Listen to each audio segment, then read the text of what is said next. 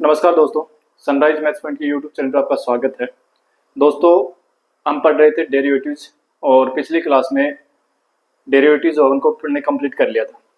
विभिन्न तरीके से अपन ने अवकलन करना सीखा था पिछली क्लास में। लगभग 14 क्लासें हुई हैं।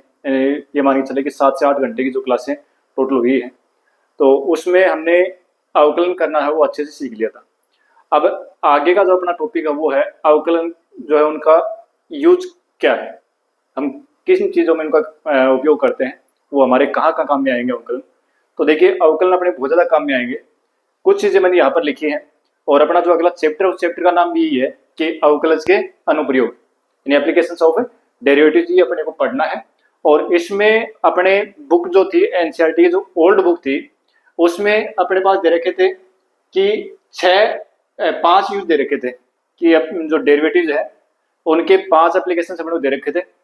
पहला, राशि में परिवर्तन की दर यानी rate of change of quantities, वर्धमान और आसमान फलन, इंक्रीजिंग एंड डिक्रीजिंग फंक्शंस, और स्पर्श रेखा और अभिलंब, टेंजेंट्स एंड नॉर्मल्स, सन्निकटन यानी अप्रोक्सीमेशन, और उच्चतम एवं न्यूनतम यानी उच्चिष्ट और निम्निष्ट, तो मैक्सिमा और मिनिमा। इनके बारे में अपने को पुराने वाले जो किताब थी उसमें दे रखा था।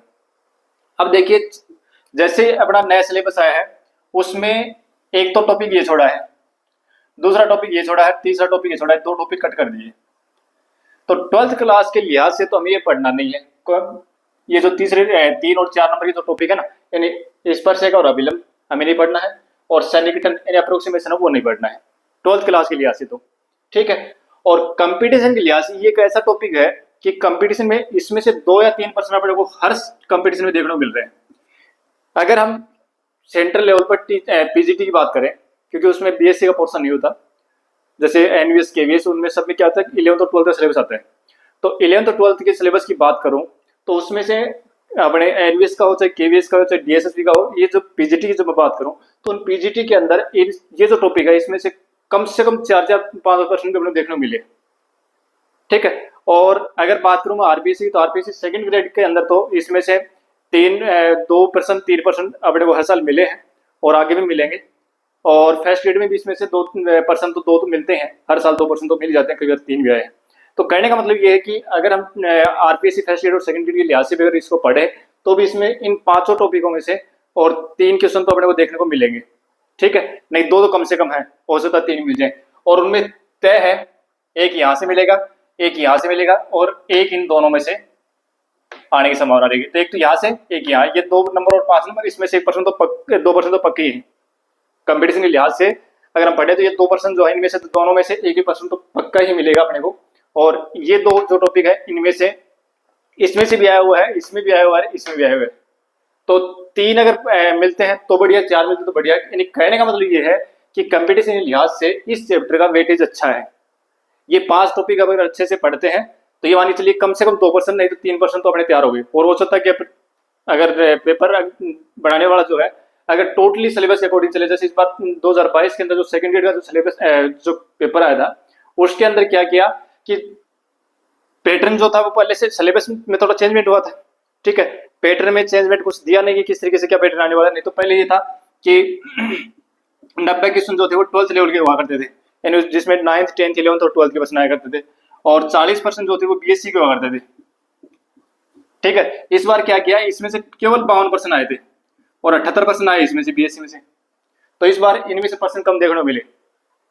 कई चैप्टर तो ऐसे थे जिनमें से 2-2% 3% आते थे, उसमें से 1% भी दिया। ठीक है, तो ये हर साल नहीं होने वाला, ये इस बार हुआ है। अगली बार जो अगली एग्जाम होगी तो निश्चित रूप से 90 नहीं है, क्योंकि सिलेबस बड़ा है बीएससी वाला। तो हो सकता है कि इसमें से 80 मिल जाए, हो सकता है कि 70 मिले, लेकिन 70 से कम आने की संभावना नहीं है। ठीक है, क्योंकि इस बार हुआ ये कि ये बढ़ने से और जो अपनी सेकंड ग्रेड की जो वैकेंसी थी वो खाली रह गई। तो पेपर का पैटर्न जो है उसके अकॉर्डिंग अगर देखें तो इसमें से मतलब 70-80% तो अपने को निश्चित रूप से मिलेंगे 12th लेवल में। और 12th लेवल में अगर 70-80% मिलते हैं तो इसमें से 3% तो मान के चलिए आप कि 3% इसमें से आने हैं। अब देखो, टॉपिक जो है तीनों, पहला टॉपिक बिल्कुल इजी है, ये थोड़ा सा कॉम्प्लिकेट है, थोड़ा सा कठिन पड़ेगा, ज्यादा नहीं, थोड़ा सा। और फिर ये भी इजी है, ये थोड़ा सा, इसमें थोड़े परसेंट जो है वो लंबे बनेंगे। ये थोड़ा सा इसमें से कुछ परसेंट तो जो छोटे कुछ परसेंट तो बहुत ईजी है, लेकिन कुछ परसेंट जो थोड़े से लंबे होंगे तो उनमें थोड़ी सी दिक्कत आएगी।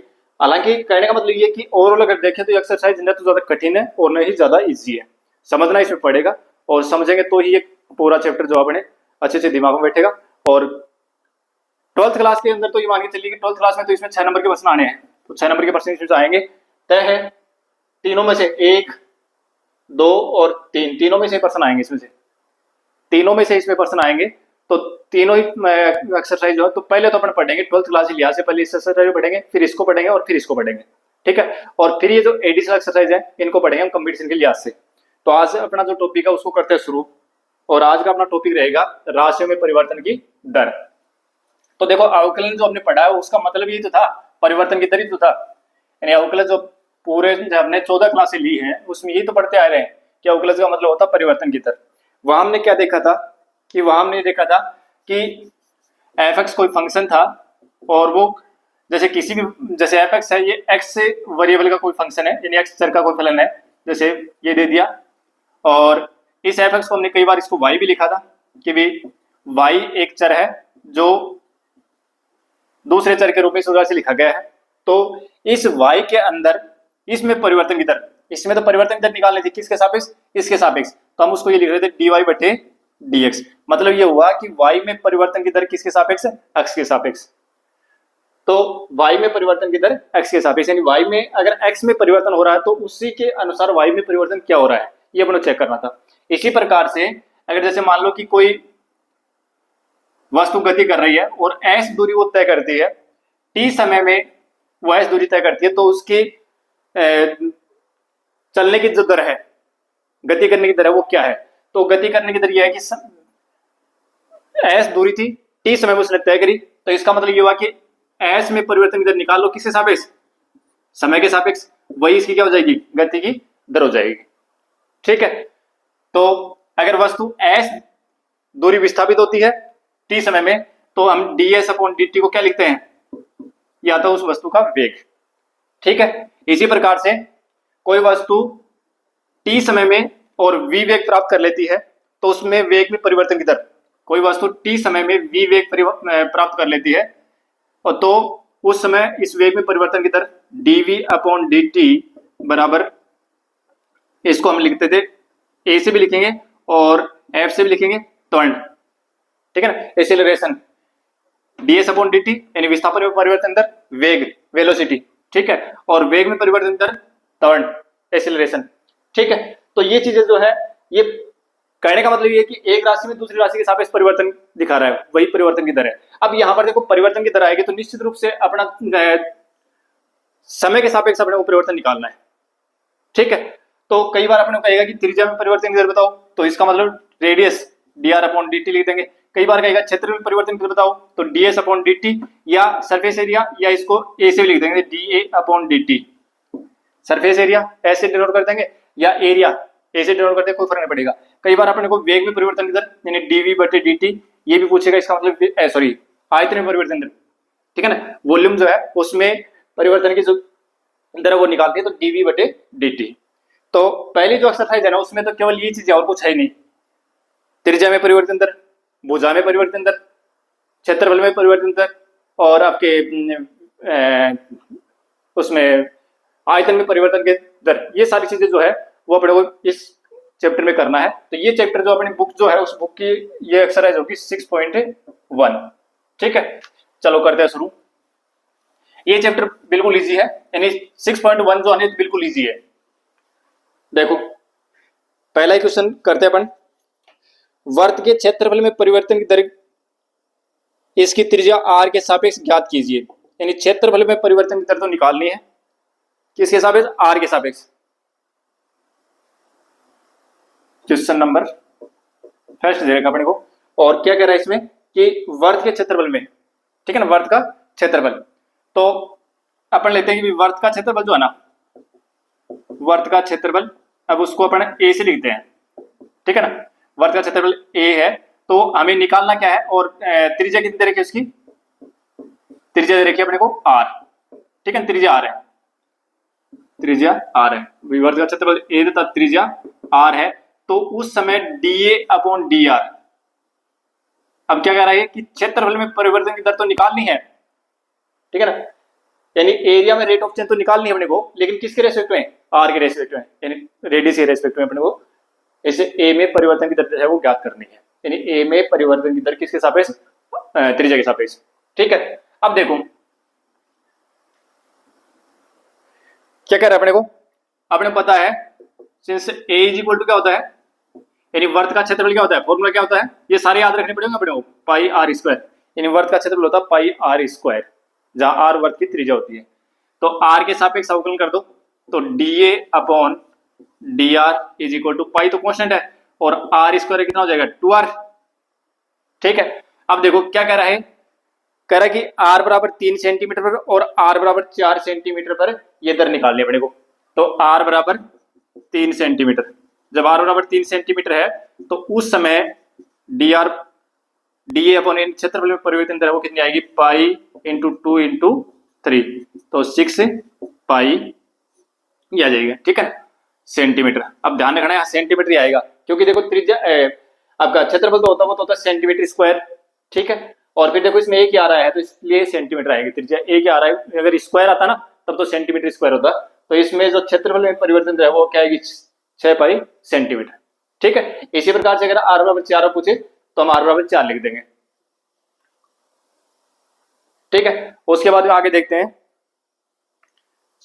नेक्स्ट क्वेश्चन अपना ये है कि एक घन का आयतन 8 घन सेंटीमीटर की दर से बढ़ रहा है, 8 घन सेंटीमीटर प्रति सेकंड एक घन का आयतन। क्या कहते रहेगा, देखो अब मैं बार बार ये लिखूंगा नहीं, भी वर्त का क्षेत्रफल ए त्रिज्या आर ये नहीं लिखूंगा, ये सेल्फ अंडरस्टैंडिंग होगी। इसी प्रकार से घन का आयतन, घन का वेग, क्षेत्रफल, ये मैं ए जैसे क्षेत्रफल को ए से और आयतन को बी से और जो साइड है उसको ए से डिनोट करेंगे। ठीक है, तो देखो क्या कहते रखा है, एक घन का आयतन, घन के आयतन में परिवर्तन की दर रखी है, यानी घन के आयतन में परिवर्तन की दर रखी है। क्वेश्चन नंबर 2 है, घन के आयतन में परिवर्तन की दर दे रखी है, कितनी दे रखी है, घन के आयतन में परिवर्तन दर है वो दे रखी है 8 घन सेंटीमीटर प्रति सेकंड। ठीक है, ये दे रखी है। साथ में कह रहा है कि पृष्ठीय क्षेत्रफल किस दर से बढ़ रहा है, पृष्ठीय क्षेत्रफल किस दर से बढ़ रहा है, इसका मतलब dA/dt, ये अपने को पूछा है, किस दर से बढ़ रहा है क्षेत्रफल, ये अपने पूछा है। जबकि किनारे की लंबाई 12 सेंटीमीटर हो, यानी जब किनारे की लंबाई a बराबर 12 सेंटीमीटर हो तो उस समय क्षेत्रफल किस दर से बढ़ रहा है, ये अपने को पूछा है। ठीक है, तो देखो सबसे पहले तो जो दे रखा है वही लेके चलो। अपने को पता है कि घन का आयतन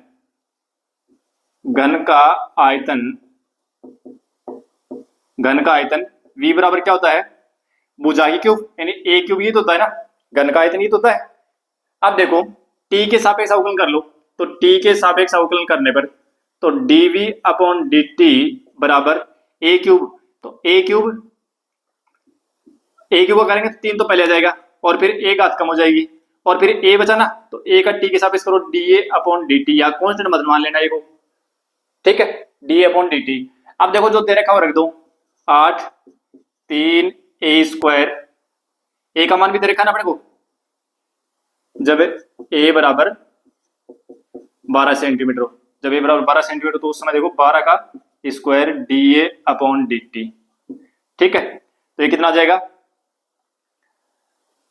dA/dt बराबर हो जाएगा 8/3 गुणा 12 का स्क्वायर, मतलब 12 गुणा 12, तो 2 दूनी 4, 4 दूनी 8, 4 तिये 12, ये 6। ठीक है, कितना आ जाएगा, 6 तिये 18, 18 तिये 54, 1/54 सेंटीमीटर स्क्वायर प्रति सेकंड, ये आ गया, सॉरी स्मॉल ए लिखा मैंने, स्मॉल ए। ठीक है, साइड स्मॉल ए से लिखा। ठीक है, यहाँ देखो 2 ए आ गए तो इसको सरफेस एरिया कर देते हैं, ऐसा कर देते हैं। ठीक है, तो ये सिंबल दे रहे हैं, इसमें कोई दिक्कत नहीं है, सेंटीमीटर प्रति सेकंड, ये आ गया क्या, dA/dt, मतलब भुजा में परिवर्तन की दर आई है, घन की भुजा में परिवर्तन की दर जो है ना वो ये आई है।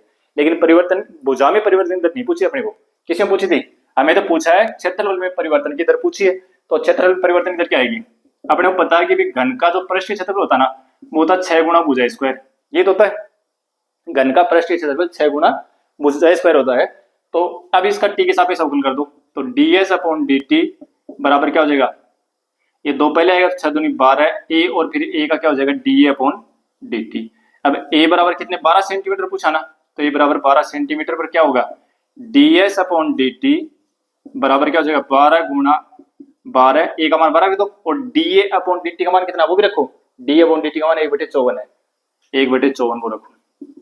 अब कुछ कट रहा हो तो काट दो, 6 दूनी 12 6 9 54, ठीक है, 3 चौक 12 और 3 3 9, तो कितना है 4 दूनी 8/3 और सेंटीमीटर स्क्वायर प्रति सेकंड, क्षेत्रफल है ना, तो क्षेत्रफल सेंटीमीटर में आएगा और समय वो सेकंड में, ठीक है, क्षेत्रफल सेंटीमीटर स्क्वायर, ठीक है। तो एक प्रश्न ये था जो कि बिल्कुल सिंपल था, सीधा सा क्वेश्चन है। अब देखो आगे नेक्स्ट क्वेश्चन अपना क्या है, एक वर्त की त्रिज्या समान रूप से 3 सेंटीमीटर प्रति सेकंड की दर से बढ़ रही है। वर्त की त्रिज्या किस दर से बढ़ रही है, क्वेश्चन नंबर 3 देखो, वर्त की त्रिज्या यानी dr अपॉन dt, वर्त की त्रिज्या जो है dr अपॉन dt वो दे रखा 3 सेंटीमीटर प्रति सेकंड, इस दर से बढ़ रही है वो, ठीक है। ज्ञात कीजिए कि वर्त का क्षेत्रफल किस दर से बढ़ रहा है। वर्त का क्षेत्रफल पूछा अपने को, क्षेत्रफल यानी da अपॉन dt, वर्त का क्षेत्रफल जो है ना वो किस दर से बढ़ रहा है ये अपने को पूछा है, जबकि कह रहा है कि a बराबर सॉरी r बराबर कितना हो, जब r बराबर 10 सेंटीमीटर हो, यानी जब r बराबर 10 सेंटीमीटर हो तो उस समय क्षेत्रफल में परिवर्तन दर है वो क्या है, ठीक है। देखो अपने को पता है कि वर्त का क्षेत्रफल जो होता है ना वो क्या होता है पाई r स्क्वायर, यहाँ a क्या है वर्त का क्षेत्रफल, ठीक है ना। तो वर्त का क्षेत्रफल या लिख देता हूं मैं, वर्त का क्षेत्रफल जिसको हम किससे लिख रहे हैं a से लिख रहे हैं, a बराबर पाई r स्क्वायर। अब t के सापेक्ष इसका अवकलन कर दो, तो da अपॉन dt बराबर 2 पाई r और फिर r का क्या हो जाएगा dr अपॉन dt, ठीक है। अब देखो सारे सारे मान रख दो, r बराबर 10 पर, तो da अपॉन dt बराबर 2 पाई और r का मान कितना है 10 और dr अपॉन dt का मान कितना है 3, तो 10 या 30 30 दूनी 60 पाई और सेंटीमीटर स्क्वायर प्रति सेकंड। यूनिट जो है इसका विशेष ध्यान रखना है, क्षेत्रफल है, क्षेत्रफल नीचे समय है तो बटे में समय, ठीक है। आगे चलो, छोटा सा प्रश्न था, छोटे छोटे प्रश्न है, ज्यादा कठिन है नहीं, कोई छोटा प्रश्न एग्जाम में आएगा, और बड़ा अगर बड़ा प्रश्न देते हैं जैसे पहले वाला क्वेश्चन इस टाइप का देते हैं तो फ्री के नंबर है, क्या दिक्कत है। एक परिवर्तनशील घन का किनारा, परिवर्तनशील घन का किनारा 3 सेंटीमीटर प्रति सेकंड की दर से बढ़ रहा है, घन का आयतन किस दर से बढ़ रहा है जबकि किनारा 10 सेंटीमीटर लंबा हो। बिल्कुल ऐसा कैसा प्रश्न है, जो तीसरा प्रश्न किया ना वैसा वैसा प्रश्न है, घन के किनारे में परिवर्तन दर दे रखी है, ठीक है, तो d अपॉन dt दे रखा है अपने को, और पूछ क्या रहा है कि उसका आयतन किस दर से बढ़ रहा है, आयतन घन का आयतन भुजाई क्यूब होता है, तो b बराबर a क्यूब और फिर t के सापेक्ष अवकलन कर लो, और जो भी मान है एक तो d अपॉन dt आएगा उसका मान रखो, तो एक a का मान हो रहा है तो आंसर आ जाएगा, ठीक है। तो मैं छोड़ रहा हूँ। फिर देखो प्रश्न 5 का देखो, क्वेश्चन नंबर 5 देखो, क्वेश्चन नंबर 5 में क्या है कि एक स्थिर झील में एक पत्थर डाला जाता है, तरंगे वर्त में 5 सेंटीमीटर प्रति सेकंड की गति से चलती हैं, तरंगे वर्तों में चलती हैं और वर्त है वो किस प्रकार से बढ़ रहे हैं, देखो वो त्रिज्या में परिवर्तन की दर दे रखी है अपने को, यानी r दे रखा है dr अपॉन dt, ये दे रखा है कितना, त्रिज्या जो 5 सेंटीमीटर प्रति सेकंड की दर से बढ़ रही है, 5 सेंटीमीटर प्रति सेकंड, ठीक है। अच्छा, जबकि वर्ताकार तरंग की त्रिज्या 8 सेंटीमीटर, तो उस क्षण यानी जब किसी समय त्रिज्या 8 सेंटीमीटर है ना, तो उस समय जो वर्त बनेगा उस वर्त के क्षेत्रफल में परिवर्तन की दर ज्ञात करनी है अपने को, ठीक है ना। तो हमें निकालना है dA अपॉन dt, ये निकालना है कि उसकी त्रिज्या ना वो तो इस दर से बढ़ रही है, और जब वर्त की त्रिज्या बढ़ती और 8 सेंटीमीटर हो जाती है तो उस समय उसके क्षेत्रफल में परिवर्तन दर है वो कितनी है वो अपने को पूछा है। तो देखो वर्त का क्षेत्रफल,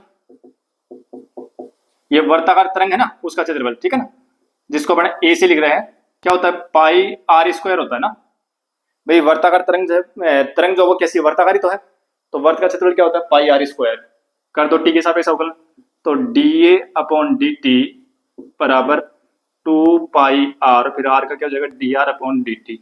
अब रख दो सारे मान, 2 गुणा पाई और आर का मान कितना है 8, रख दो, D R upon D T का मान कितना है 5, 8 पंजे 40, 40 दूनी 80 पाई, अब सेंटीमीटर स्क्वायर और प्रति सेकंड, ये आंसर हो गया।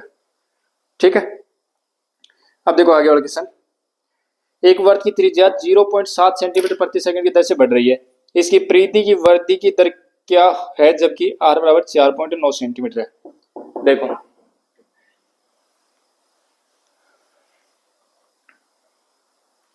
क्या दे रखा अपने को कि वर्त है, उस वर्त की त्रिज्या में परिवर्तन की दर दे रखी है D R upon D T, त्रिज्या में परिवर्तन की दर दे रखी है 0.5 सेंटीमीटर प्रति सेकंड।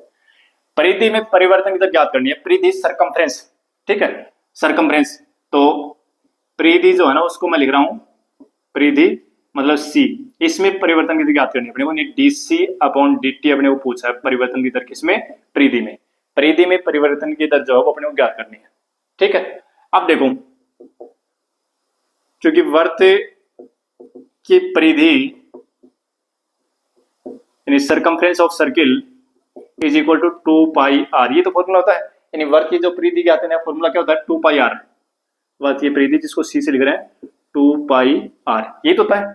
ठीक है, अब देखो इसका कर दो टी के सापेक्ष अवकलन, तो D C upon D T बराबर 2 पाई और आर का क्या करते हैं D R upon D T, 2 into pi और आर का D R upon D T कितना है 0.5, 0.5 इंटू 2 तो 1 होगा, 1 इंटू पाई यानी पाई क्या पूछा है सरकमफ्रेंस है ना परिधि, तो सेंटीमीटर प्रति सेकंड, यानी उसकी परिधि में जो परिवर्तन की दर है वो कितनी होगी पाई सेंटीमीटर प्रति सेकंड होगी।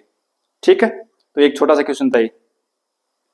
अब देखो क्वेश्चन नंबर 7 देखो, क्वेश्चन नंबर 6 था, क्वेश्चन नंबर 7 देखो, क्वेश्चन नंबर 7 में क्या दे रखा है अपने को, क्वेश्चन नंबर 7 क्या दे रखा है कि एक आयत की लंबाई x, आयत की लंबाई कितनी है क्या है, आयत की लंबाई तो है x, आयत की लंबाई को x से डिनोट कर रहा है और आयत की चौड़ाई जो है उसको किससे डिनोट किया जा रहा है y से। आयत की लंबाई x से 5 सेंटीमीटर प्रति मिनट की दर से घट रही है और चौड़ाई y 4 सेंटीमीटर प्रति मिनट की दर से बढ़ रही है। अब देखो यहां ध्यान देना कि जो आयत की लंबाई x जो है ना उसमें जो परिवर्तन दर दे रखी है वो क्या दे रखी है dx अपॉन dt दे रखी है, वो दे रखी है माइनस में, घट रहा है, यानी इसकी लंबाई जो है ना वो किस दर से घट रही है 5 सेंटीमीटर प्रति मिनट की दर से घट रही है, 5 सेंटीमीटर प्रति मिनट की दर से घट रही है, तो घट रही है तो माइनस आएगा। ठीक है, और इसकी चौड़ाई जो है ना dy अपॉन dt, चौड़ाई जो वो 4 सेंटीमीटर प्रति मिनट की दर से बढ़ रही है, तो बढ़ रही है तो प्लस आएगा। ठीक है, फिर आगे देखो क्या कह रहा है, जब x बराबर 8 सेंटीमीटर और y बराबर 6 सेंटीमीटर है तब आयत का परिमाप और क्षेत्रफल में परिवर्तन की दर ज्ञात कीजिए। यानी जब x बराबर तो हो 8 सेंटीमीटर और y बराबर हो 6 सेंटीमीटर, तो आपको क्या क्या निकालना है, सबसे पहले तो एक तो निकालना है परिमाप में परिवर्तन की दर, परिमाप पैरामीटर, तो dp पैरामीटर, देखो परिमाप को मैं p से लिख रहा हूं, ठीक है ना पैरामीटर, ठीक है, तो dp अपॉन dt परिमाप में परिवर्तन भी एक तो ये पूछा है, और नंबर 2 क्षेत्रफल में परिवर्तन की दर, तो dA अपॉन dt यानी एरिया में परिवर्तन की दर जो पूछी अपने को, ये 2 चीज पूछी है। ठीक है, अब देखो ये तो अपने पास जो दिया हुआ था वो लिख दिया मैंने सारा, अब आ जाओ ए पार्ट करते हैं। अपने को पता है कि भाई आयत का जो परिमाप होता है ना, आयत का परिमाप यानी पेरीमीटर ऑफ ए रेक्टेंगल परिमाप वो कितना होता है 2 इंटू एल प्लस बी यानी लंबाई प्लस चौड़ाई, ये होता है, ये होता है। इसको हम p से लिख रहे हैं, तो p बराबर कितना होगा 2 गुना लंबाई कितनी है l x और चौड़ाई कितनी है y, ये तो है। अब कर दो t के सापेक्ष अवकलन, तो dp अपॉन dt बराबर यानी परिमाप में परिवर्तन की दर, 2 तो कांस्टेंट है, dx अपॉन dt ये भी परिवर्तनशील है और dy अपॉन dt ये भी परिवर्तनशील है। ठीक है, अब रख दो मान 2 गुणा x dx अपॉन dt का मान कितना है, dx अपॉन dt का मान है -5 प्लस dy अपॉन dt का मान कितना है 4, ये तो -1 बच गया और गुणा 2 तो -2 हो गया, -2 और सेंटीमीटर प्रति मिनट। इसका मतलब ये हुआ कि जो परिमाप है ना वो 2 सेंटीमीटर प्रति मिनट की दर से घट रहा है। परिमाप 2 सेंटीमीटर प्रति मिनट की दर से घट रहा है। ठीक है, फिर आ जाओ दूसरा बी पार्ट। बी पार्ट में क्या है, आयत का क्षेत्रफल। आयत का क्षेत्रफल जिसको अपन ए से लिखते हैं, यानी area of rectangle is equal to 2 into L L into B. Area of a rectangle is equal to L B, L length into breadth. तो एल यानी लंबाई कितनी है x और ब्रेड्थ कितनी है y। ठीक है, अब देखो कर दो इसका टी के सापेक्ष अवकलन कर दो, तो dA अपॉन dt बराबर क्या हो जाएगा। देखो अब ये फर्स्ट यूं मान करना पड़ेगा, दोनों ही परिवर्तनशील है, तो फर्स्ट यूं का यूं सेकंड का अवकलन प्लस सेकंड यूं का यूं फर्स्ट का अवकलन। ठीक है, अब देखो जो वैल्यू दे रखी है वो सारी रख दो। x का मान दे रखा है कितना 8 सेंटीमीटर, dy बटे dt 4 प्लस y का मान कितना दे रखा है 6, dx बटे dt -5, 8 चौक 32 और प्लस और माइनस गुणा होगी माइनस 6 पंजे 30, 2 32 में 30 हटाओगे 2 बचेंगे, 2 सेंटीमीटर स्क्वायर प्रति मिनट। तो क्षेत्रफल जो है ना वो बढ़ रहा है 2 सेंटीमीटर स्क्वायर प्रति मिनट की दर से, क्षेत्रफल तो बढ़ रहा है और परिमाप है वो 2 सेंटीमीटर प्रति मिनट की दर से घट रहा है। ठीक है, तो ये था, ये प्रश्न ठीक है, एक बार एग्जाम में पूछा हुआ भी है, बोर्ड एग्जाम में पूछा हुआ प्रश्न है। ठीक है, अब देखो एक क्वेश्चन 8 क्वेश्चन और करते हैं। क्वेश्चन इसमें टोटल 16 क्वेश्चन है, तो आज कर लेते हैं ना 8 क्वेश्चन, फिर अगली क्लास में कर लेंगे। देखो 8 क्वेश्चन में क्या है, एक गुब्बारा जो सदैव गोलाकार रहता है, एक गुब्बारा सदैव गोलाकार रहता है, एक पंप के द्वारा 900 घन सेंटीमीटर गैस प्रति सेकंड भरकर फुलाया जाता है। गुब्बारे की त्रिज्या में परिवर्तन की दर ज्ञात कीजिए जबकि त्रिज्या 15 सेंटीमीटर हो। देखो क्या कर रहा है क्वेश्चन नंबर 8 जो अपना वो क्या कह रहा है कि गुब्बारा जो सदैव गोलाकार रहता है, ठीक है, और इस गुब्बारे को फुलाया जा रहा है, गुब्बारे के अंदर हवा भरी जा रही है और हवा कैसी भरी जा रही है कि 900 घन सेंटीमीटर प्रति सेकंड, एक सेकंड में 900 घन सेंटीमीटर हवा उसमें भरी जा रही है। तो फुलाया जा रहा है, तो फुलाने के बाद में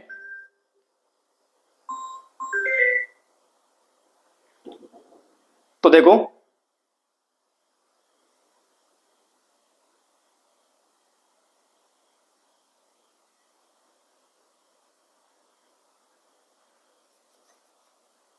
एक गोलाकार गुब्बारा है और वो फुलाया जा रहा है, तो 900 घन सेंटीमीटर प्रति सेकंड ये दर से उसके अंदर हवा भरी जा रही है।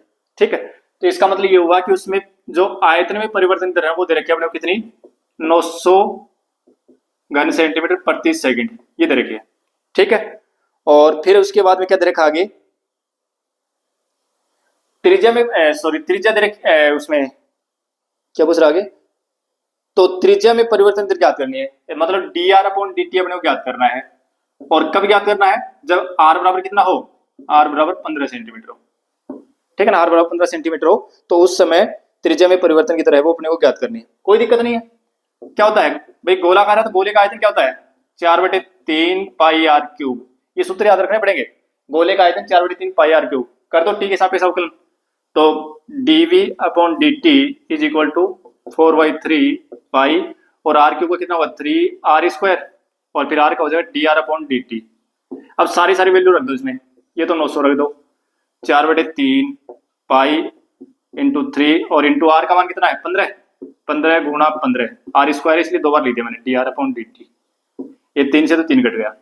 ठीक है, हमें dr बटे dt का मान निकालना है, तो सारी संख्या इस साइड भाग में आ जाएंगी। ठीक है, तो ये 900 बटे 4 गुणा 15 गुणा 15 और साथ में पाई हो रहा है बराबर dr बटे dt। तो 15 छिके 90, ठीक है, और 15 चौकी 60 और फिर ये 4 से 4 भी कट गया। ठीक है, तो dr बटे dt कितना आ गया, यानी dr बटे dt जो है वो कितना आ गया 1 बटे पाई आ गया, 1 बटे पाई सेंटीमीटर प्रति सेकंड। ठीक है, तो त्रिज्या में जो परिवर्तन है वो इस दर से हो रहा है। तो कुल मिलाकर के आज की क्लास में हमने राशियों में परिवर्तन की दर जो है उससे संबंधित कुछ प्रश्न जाने, आशा करता हूँ कि समझ में आए होंगे। एक क्लास अपन और करेंगे, इसमें कुछ प्रश्न जो बुक के वो करेंगे और फिर कुछ प्रश्न इसमें आए हुए जो गत परीक्षा में आए हुए हैं कंपटीशन के लिहाज से पूछे गए प्रश्न है वो भी अगली क्लास में हम करने की कोशिश करेंगे। तो आज की क्लास को यहीं देते हैं विराम, मिलते हैं नेक्स्ट क्लास में। Thank you.